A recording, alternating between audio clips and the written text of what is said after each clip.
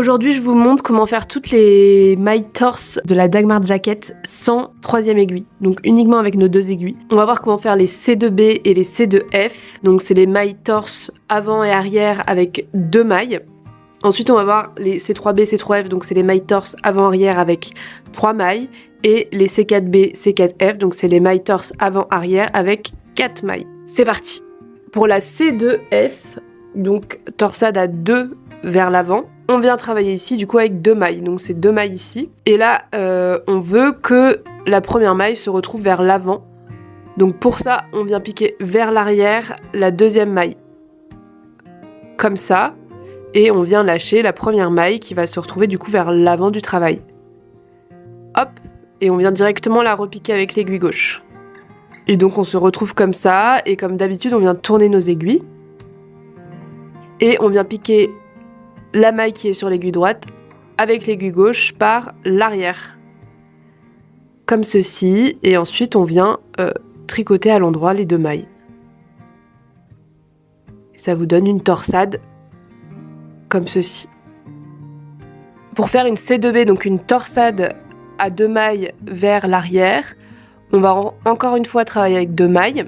Et cette fois, on veut que la première maille se retrouve vers l'arrière du travail. Donc on vient piquer la deuxième maille vers l'avant, comme pour une maille envers.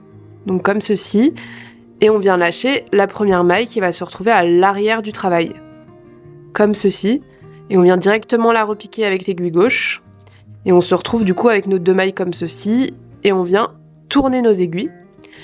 Et on vient piquer avec notre aiguille gauche la maille qui se trouve sur l'aiguille droite par l'arrière.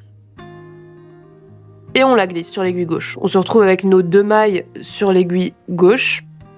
Et on vient les tricoter. Et donc là, on a fait notre C2B. Pour faire une C3F, donc c'est pour faire ces côtes, ces torsades ici. Ce qu'on va faire, c'est qu'on va venir travailler avec 3 mailles, donc c'est 3 mailles ici. Et cette fois, ce qu'on veut, c'est que ces 2 premières mailles se retrouvent vers l'avant. Donc pour ça, on va venir piquer vers l'arrière la dernière maille, uniquement. Et on vient, comme précédemment, lâcher les 2 mailles qu'on n'a pas piquées. Donc je lâche les 2 premières mailles et je viens directement les repiquer avec mon aiguille gauche. On se retrouve comme ça et on vient encore une fois tourner nos aiguilles. Et là, je reviens piquer avec mon aiguille gauche par derrière la maille qui était sur mon aiguille droite. Et donc on retrouve nos 3 mailles sur l'aiguille gauche mais qui ont été torsées. Et là, ce qu'on vient faire, c'est qu'on vient faire une maille envers et 2 mailles endroit. Et on a fait du coup notre C3F. Donc une torsade à 3 vers l'avant. Donc là, on va venir faire un C3B, donc une torsade à 3 mailles vers l'arrière, donc c'est pour faire cette torsade ici. On travaille avec ces 3 mailles ici, vu que c'est une C3B. Ce qu'on veut, c'est que cette première maille, elle se retrouve vers l'arrière du travail. Donc ce qu'on va faire, c'est qu'on va venir piquer vers l'avant ces 2 dernières mailles. On les pique toutes les 2 ensemble. Voilà, j'ai mes 2 mailles sur mon aiguille de droite. Et ensuite, on va venir lâcher la première maille. Donc, ce que je fais, c'est que j'essaye de quand même la maintenir avec mon doigt de derrière. Donc, je la lâche et elle est maintenue avec mon doigt de derrière. Et je viens directement la repiquer avec mon aiguille de gauche. Et on va venir tourner les aiguilles comme ça. Et ce qu'on vient faire, c'est qu'on vient piquer vers l'arrière les 2 mailles qui sont sur l'aiguille de droite. Donc, on se retrouve avec nos 3 mailles de nouveau sur l'aiguille gauche. Et donc on a nos 2 premières mailles qui étaient avant derrière et notre première maille ici qui était avant devant. Et donc on vient tricoter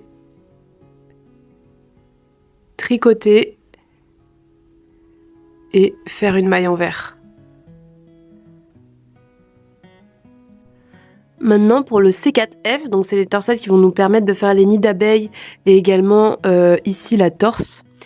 Donc on va voir comment faire la C4F et la C4B. Donc tout d'abord, on va faire la C4F. Donc c'est la torsade qui va dans ce sens-là. donc vers la gauche. Donc on va travailler avec 4 mailles, 1, 2, 3, 4. Et ce qu'on veut avec la C4F, c'est d'avoir les 2 mailles ici devant. Et pour ça, on va venir piquer les 2 dernières mailles vers l'arrière. Donc on prend l'arrière du travail et on vient piquer dans les 2 mailles. Comme ça, 1 maille, 2 mailles. Voilà. Et on vient glisser les 2 premières mailles qui vont se retrouver du coup à l'avant du travail. Et on vient directement les repiquer avec l'aiguille gauche.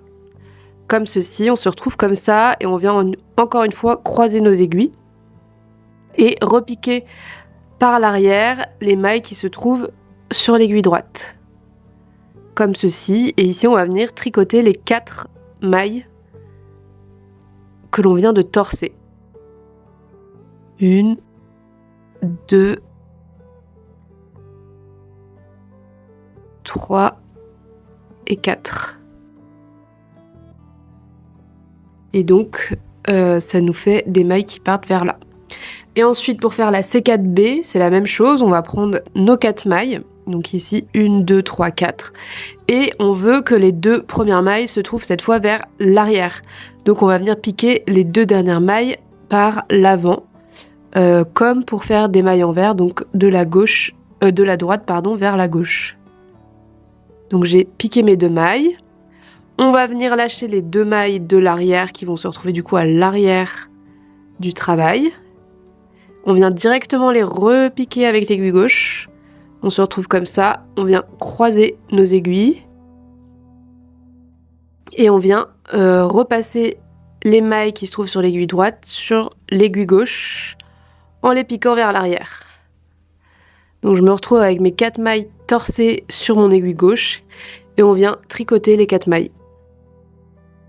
Et voilà, on a fait toutes les torsades du patron et je trouve ça tellement plus simple de pouvoir les faire avec uniquement nos 2 aiguilles plutôt que de venir utiliser une 3e aiguille. Donc voilà. J'espère que ça aura été assez clair. N'hésitez pas si vous avez des questions. Et bon tricot. Bonne Dagmar Jacket.